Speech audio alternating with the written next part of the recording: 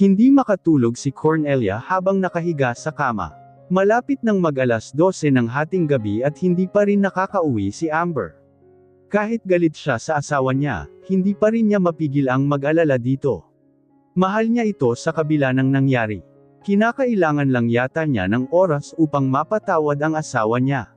Ngunit hindi pa rin maalis sa isip niya ang kaalamang may nangyari sa asawa at kay Vanessa.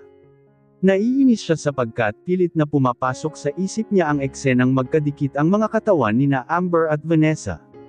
Nagpapasalamat na lamang si Cornelia na kahit paano hindi niya nasaksihan ang pangyayaring iyon. Dahil kung sakaling nakita niya ang pangyayaring iyon, hindi niya alam ang maaari niyang gawin. Oh, hiha, bumalik ka. Opo, manang. Lasing po si Kuya Amber. Ano, agad namang lumabas si Delphine na akay sa balikat si Amber, kaagad lumapit si Manang Doris sa dalawa at tinulungan si Delphine na alalayan si Amber. Dahil sa gawang ingay sa baba, nagising si Cornelia. Wala pa rin sa tabi niya ang asawa. Tumayo naman siya upang buksan ang pinto at silipin ang mga tao sa baba. Nagulantang naman siya. Nakita niya sina Jasmine at Manang Doris na nakatayo sa harap ng mahabang sofa kung saan nakaupo si Delphine at Amber. Nanatiling nakatunghay si Cornelia sa asawa niya. Bakas sa itsura nitong galing sa inuman. Naawa siya rito sapagkat ramdam niyang siya ang dahilan kung bakit naglalasing ito. Salamat talaga, iho. Naabala ka pa namin. Wala pong problema. Kaibigan naman po kami. Pwede bang ihatid na lang natin si Kuya Amber sa taas, doon sa kwarto nila Ate Cornelia? Oo naman. Walang problema. Si Cornelia naman ay sinara na ang pinto, bumalik sa kama at nagpanggap na tulog. Matapos ang ilang minuto ay nakaakyat na rin ang apat. Binuksan iyon ni Jasmine saka pumasok sila na akay-akay si Amber. Inihiga nila ito sa tabi ni Cornelia. Tulog na pala si Cornelia. O siya, labas na tayo. Dito ka na lang matulog sa bahay, iho, mahihirapan ka nang umuwi. Ay, hindi na po. Kaya ko na po ang sarili ko. Dito ka na lang magstay. Amoy alak. Ka rin naman, oh, sige, pero kaunti lang yung nainom ko. Oh siya, Jasmine, hiha, ikaw na ang bahala kay Delphine. Sige po, manang. Oy, sorry nga pala kanina. Ay sorry nga pala. Akala ko kasi sister ka, maliit na bagay, saan ka pala matutulog? Siyempre, sa kabilang kwarto, alin doon? Doon sa kwartong kasunod ng kwarto ng pinasukan ni Manang Doris, maraming kwarto dito kaya huwag kang magulat. Ah, tinitigan naman ni Jasmine si Delphine nang hindi napapansin ng huli. Noong unang nakita pa lang niya ang lalaking ito sa kotse ng Kuya Amber niya, nagwapuhan na siya rito. Pakiramdam din niya, nagandahan din ito sa kanya. Hoy, huwag kang assuming dyan, baka ang layo ng agwat ng edad ninyo, ano? Age doesn't matter kaya wala kang pakialam.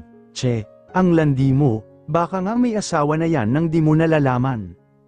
Ilang taon ka na pala, Jasmine? Natauhang bigla si Jasmine nang marinig ang tanong ni Delphine. Gosh, baka napansin niyang nakatitig ako sa kanya.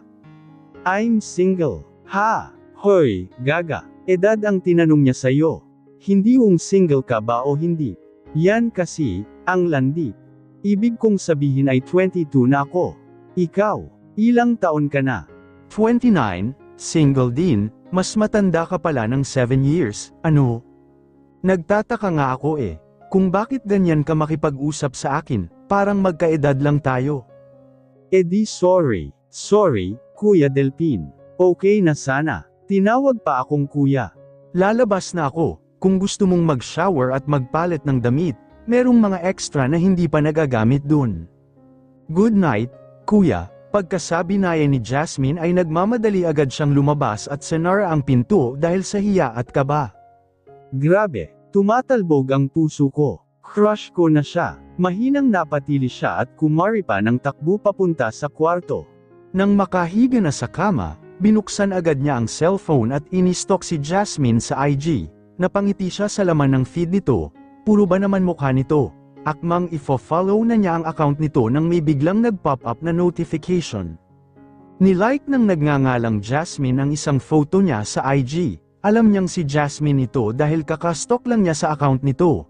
Nang pindutin niya ang notification, last year pa pala nakapost ang photo na nilike ni Willa ngayon. Nakatopless siya sa photo habang nakangiti at nasa beach. Nang stalk din yata siya sa akin, mukhang magkaka-love life na ako nito. Si Jasmine naman ay napapasuntok sa unan dahil aksidenteng nalike niya yung photo ni Delphine sa IG. Napatigil siya sa ginagawa at tinitigan ang notification sa IG niya. Nanlaki ang mga mata niya nang makitang finalo na siya ni Delphine. Mas lalo siyang nahiya at naisip na nahuli na nga siya ni Delphine na nilike ang photo nito. Hinaplos ni Cornelia ang mukha ni Amber. Magkaharap na nakahiga silang dalawa. Akmang kukunin na ni Cornelia ang kanyang kamay sa mukha ni Amber. Nagulat siya nang yakapin siya nitong bigla. Hindi siya nakagalaw. I love you, hon. I love you too, hon. Tumulo ang kanyang luha. Napadilat ng dahan-dahan ang mga mata ni Amber. Gising ka na. Gagawin ko ang lahat maibalik lang ulit ang masayang relasyon natin. Hindi ko pipilitin na patawarin mo ako sa lalong madaling panahon. Pero lagi akong hihingi ng tawad, balang araw, mapapatawad mo rin ako. Gusto niyang magalit sa asawa niya ngayon pero sa hindi niya malamang dahilan, napayakap na rin siya rito. Hinalikan siya ni Amber sa noo at mas inilapit siya sa bisig nito. Kasalukuyang kumakain ng agahan ang apat, magkatabi ang mag-asawang Heneres. Nagkaroon ng saglit na katahimikan sa pagitan nila. Likas namang madaldal si Jasmine subalit kinakabahan siya dahil sa kahihiyang nagawa niya kagabi. Bigla namang naalala ni Jasmine ang hinala niya kahapon tungkol sa Kuya Amber niya, kay Cornelia at doon sa secretary ni Darren na si Vanessa, mas napatunayan niyang may mali nga dahil ramdam niya ang walang kibuan ng mag-asawa. Kuya Amber, Ate Cornelia, okay lang ba kayo? Parang hindi yata kayo nag-uusap. Wala naman, okay naman kami, right, hon? Oo naman.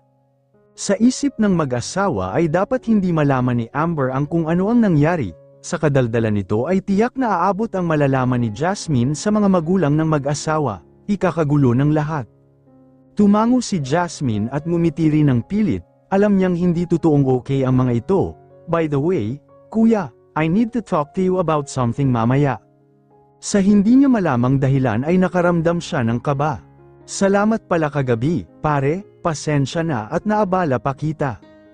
Ayos lang yun, pare, nagpapasalamat din ako dahil may nakilala akong magandang babae sa pagtulong ko sayo. Nagulat naman si Jasmine sa narinig, pakiramdam niya ay biglang namula ang kanyang mukha, pero lihim siyang napangiti sa kilig sapagkat sigurado siya na ang tinutukoy ni Delphine ay siya. Talaga, mabuti naman, so, kailan mo babakuran? Sisiguraduhin ko muna kung gusto rin niya ako.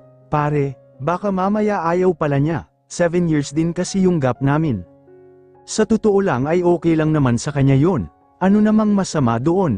May kilala nga akong mag-asawa 8 years yung gap nila. Sa bagay, may kakilala rin akong ganoon, pero sana nga lang, okay lang sa kanya. Kuya pa man din ang tinawag niya sa akin.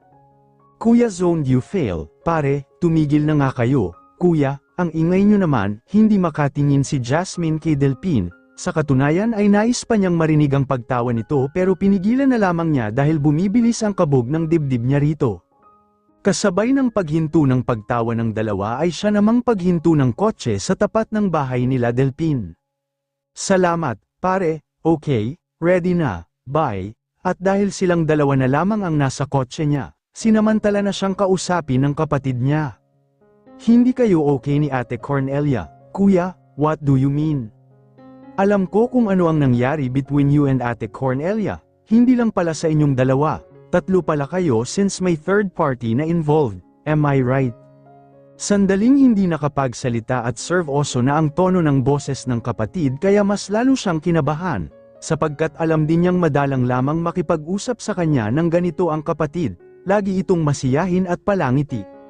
Tinanong naman niya ang sarili kung maaaring alam na ba nito ang pangyayari, at kung ano-ano ang nalalaman nito.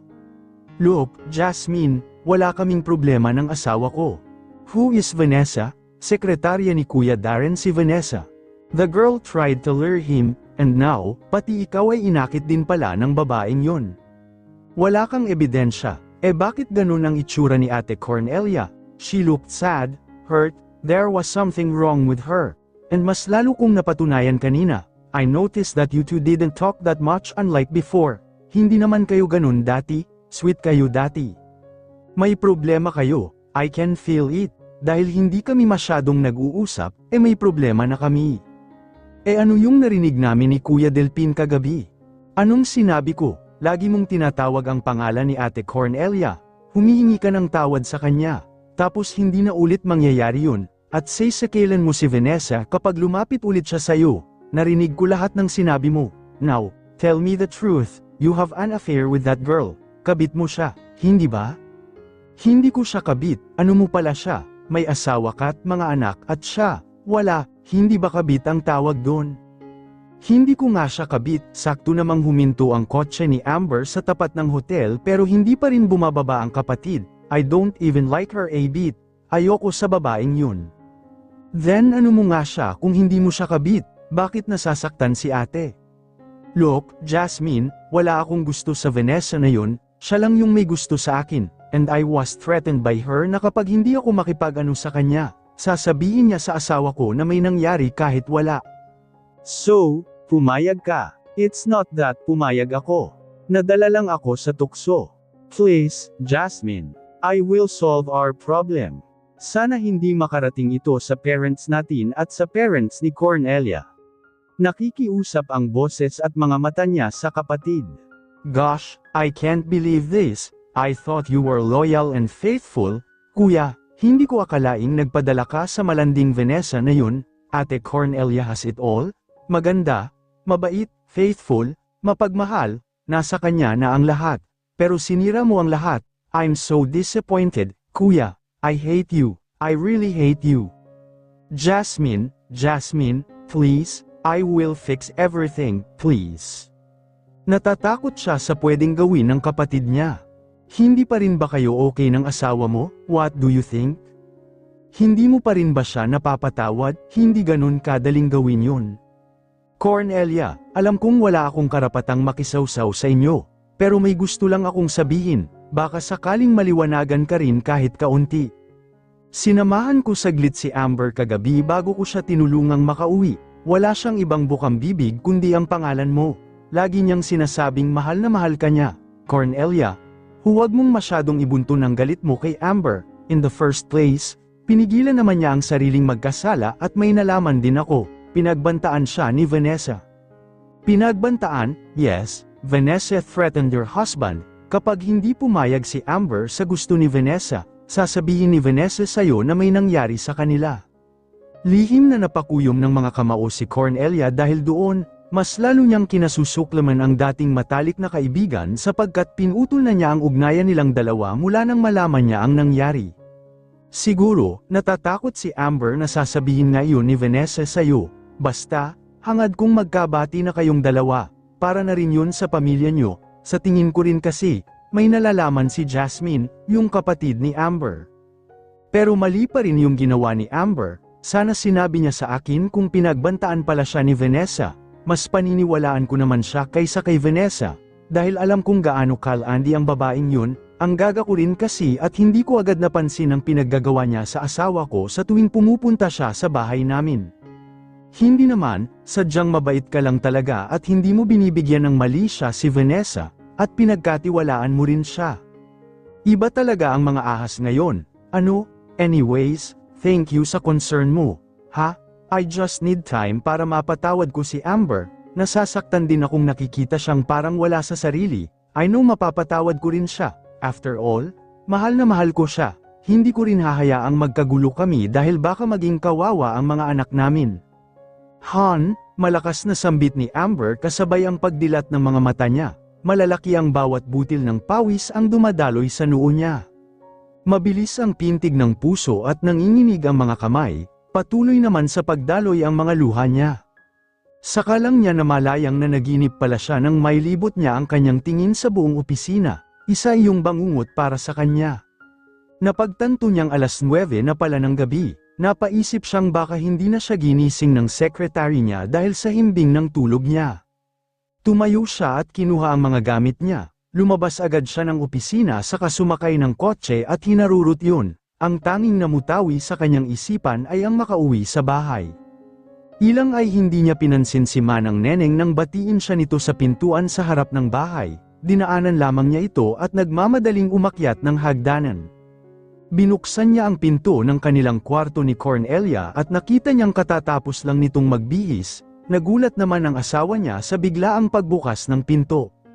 Siya, hindi na natapos ng asawa niya ang sasabihin ng sunggaban niya agad ito ng mahigpit na yakap, hindi na niya napigil ang umiyak. Humagulgol siya sa asawa niya at walang sawa ang pagsabi niya ng, "Forgive me, hon, please. I really love you. I promise not to hurt you again. Please, hon, don't leave me." Naawa naman si Cornelia sa asawa, sa boses nito, sa nangyayari rito, parang nawawala na ito sa sarili, mula nang mag-iba ang pakikitungo niya sa asawa, nagkaganito na ito. Kasalanan din naman yun ng asawa niya. Ngunit sa pagkakataong ito, handa na ba siyang patawarin ang minamahal niyang asawa? Napangiti siya ng bahagya at unti-unti na ring niyayakap si Amber.